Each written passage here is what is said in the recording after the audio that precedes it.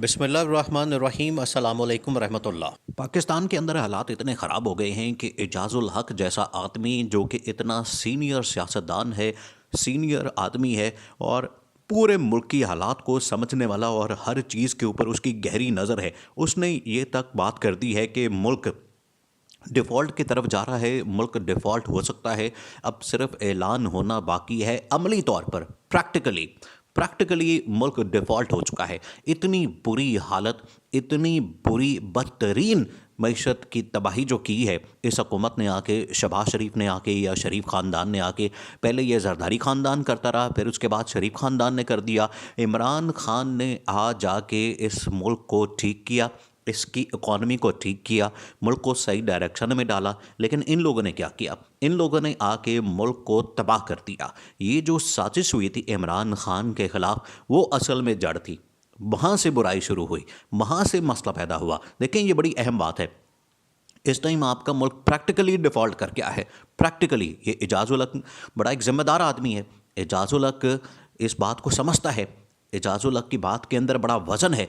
एजाज़ुल हक ने यह कहा है कि मुल्क प्रैक्टिकली अमली तौर पर डिफ़ॉल्ट कर गया है, अब सिर्फ उसका ऐलान होना बाकी है। इसी वजह से बार बार इसहाक डार सदर आरिफ अलवी के पास जा रहा है और सदर आरिफ अलवी से मिन्नतें कर रहा है कि मुल्क के अंदर जो इकोनॉमिक मुआशी एक एमरजेंसी है वो नाफिज कर दी जाए और 2 साल के लिए इसको निकाला जाए।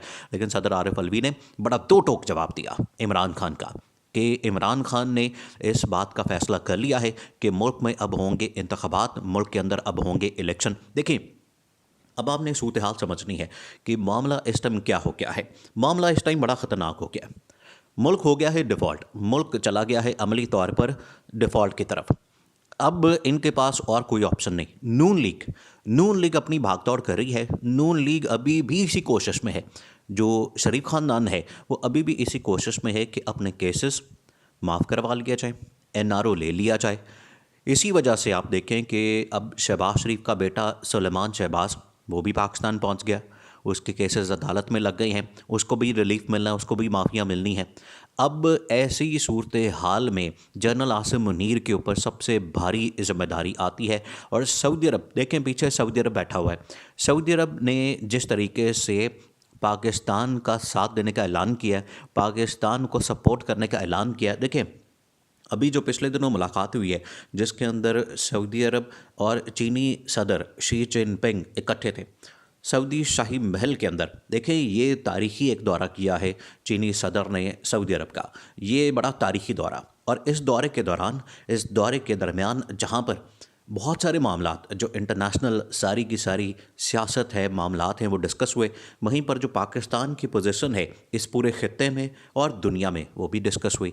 और सऊदी अरब इस बात को समझता है कि पाकिस्तान के अंदर जो इस्तेहकाम है वो कितना ज़रूरी है। इसीलिए मोहम्मद बिन सलमान बार बार इस चीज़ के ऊपर इसरार कर रहा है कि मुल्क के अंदर, पाकिस्तान के अंदर इस्तेहकाम आना, स्टेबिलिटी आना कितना ज़रूरी है। इस वजह से मोहम्मद बिन सलमान ने यह फ़ैसला किया है कि जनरल आसिम मुनीर को बुलाया जाए सऊदी अरब में, और जनरल आसिम मुनीर के साथ 1-to-1 मीटिंग करके ये सारे मामला देखें।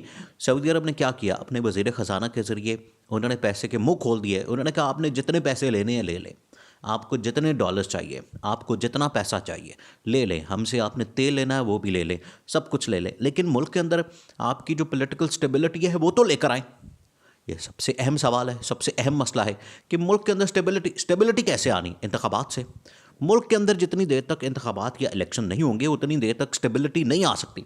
अब ये बात मोहम्मद बिन सलमान ने भी करती है। मोहम्मद बिन सलमान जो कि सऊदी क्राउन प्रिंस है, उनको देखें वो पूरी दुनिया में इस टाइम डील कर रहे हैं, एक आलमी और इस्लामी लीडर के तौर पर सामने आ रहे हैं। उन्होंने चीन के साथ बराह रास्त मुलाकातें, बराह रास्त डीलें, और इतनी ज़्यादा डीलें की हैं कि अब अमेरिका को भी समझ आ गई है। और जो बाइडन जो कि तरले मिन्नत करता था आके यहाँ पर मोहम्मद बिन सलमान ने क्या किया? मोहम्मद बिन सलमान ने कहा कि ये पड़ा है तुम्हारा अमेरिका और जो बाइडन, और ये तुम्हारी सारी करतूतें और कारनामे। मैं अब चीन से भी डील करूंगा, मैं अब रूस से भी डील करूंगा, मैं सबके साथ डील करूंगा।